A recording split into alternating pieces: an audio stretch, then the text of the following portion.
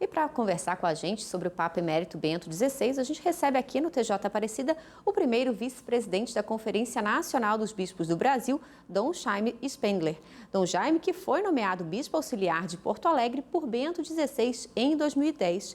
E hoje ele é o arcebispo de Porto Alegre. Então a gente vai conversar com ele, que por diversas vezes, esteve já junto ao Papa Emérito, em Roma e também aqui no Brasil.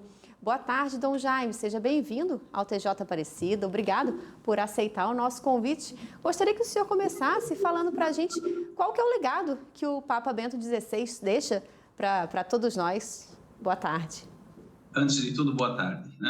Talvez o grande legado deste homem que se definiu no início do ministério como simples e humilde trabalhador na vinha do Senhor, poderia ser resumido numa expressão muito simples.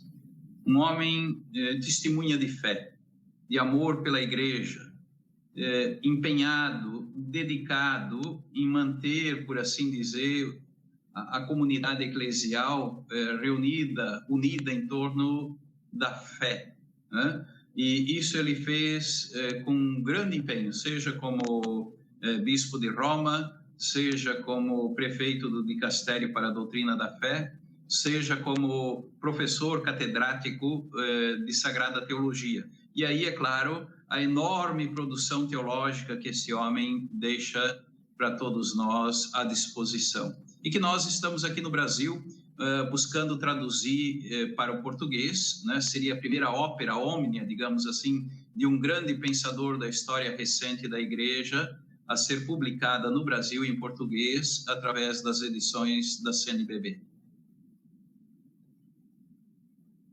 No TJ Aparecida, e falando sobre isso, o Papa Bento XVI é um dos grandes teólogos do século passado e também desse século. Escreveu mais de 600 obras, entre livros e documentos. O que esse material traz de ensinamento para o nosso dia a dia? Antes de tudo, eu diria assim, é fruto de uma mente brilhante, de um espírito perspicaz, de um intelecto ágil, de um intelecto agilíssimo, marcado também, eu diria assim, por uma personalidade, por um lado tímida, um homem simples, um mestre de catequese. A sua produção teológica, eu diria, tem a característica catequética, através de uma linguagem, eu diria, relativamente simples, ele conseguia transpor conceitos que, por vezes, se busca transmitir de uma forma um pouco rebuscada, mas ele, através da simplicidade da linguagem, conseguia nos trazer isso de uma forma muito bonita, compreensível e, como eu disse, simples. Então, Jaime, uma das obras mais difundidas popularmente do Papa Emérito é a trilogia Jesus de Nazaré, que vendeu milhões de exemplares no mundo inteiro. Por que esse sucesso até hoje entre as pessoas que também não estão na igreja? O que ele procurou fazer através desta obra, eu creio que seja uma teologia, ou se quisermos também, eu usaria dizer uma espécie de exegese narrativa. E de uma forma muito simples e compreensível, ele consegue apresentar a pessoa de Jesus Cristo de uma forma que, eu diria, até o mais simples fiel consegue compreender. E certamente Jesus, para nós, continua e sempre será, imagino, a grande referência das nossas buscas, o protótipo de todo ser humano. E nesse sentido, certamente, tudo aquilo que se busca apresentar e dizer de forma boa, digamos, e razoável, encontra repercussão na sociedade. Eu creio que é isto que fez com que a obra se tornasse tão popular. E que agora também, repito, nós estamos retraduzindo esta obra para apresentar ao nosso público brasileiro. Dom Jaime, gostaria que o senhor compartilhasse com a gente, nesse momento, a experiência do senhor, pessoalmente, quando esteve junto ao Papa Bento XVI. Eu estive com ele a primeira vez no encontro dos novos bispos em setembro de 2011. Anualmente, o Dicastério para os Bispos promove o encontro dos novos bispos nomeados de nomeação recente em Roma, e sempre o coroamento desse encontro é uma audiência com o Santo Padre. Isso aconteceu conosco.